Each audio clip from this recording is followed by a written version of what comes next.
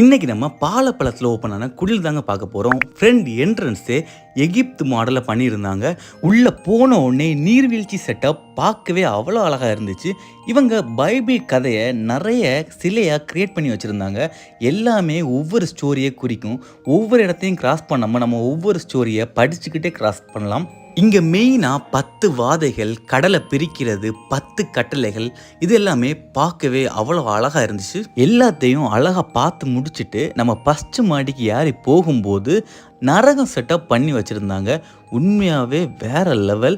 சின்ன பசங்க எல்லாம் பார்த்த உடனே பயந்துருவாங்க, ஏன்னா அவ்வளோ அழகாக பண்ணி வச்சுருந்தாங்க. நரகம் தாண்டின உடனே தான் ஹைலைட்டு. இவங்க பழைய வில்லேஜை தத்ரூபமாக மெக்கானிசம் யூஸ் பண்ணி அழகாக பண்ணியிருந்தாங்க. அண்ட் ஃபைனலாக குழந்தை இயேசுவை பார்த்துட்டு வெளில வந்துட்டோம். உண்மையாகவே போய் பார்க்குறதுக்கு ஒர்த்து ஸ்பாட். நீங்கள் போயிருந்தால் உங்கள் எக்ஸ்பீரியன்ஸை கமெண்டில் சொல்லுங்கள். மறக்காம பேஜை ஃபாலோ பண்ணி வச்சுக்கோங்க. நெக்ஸ்ட் இன்னொரு சூப்பரில் பார்க்கலாம்.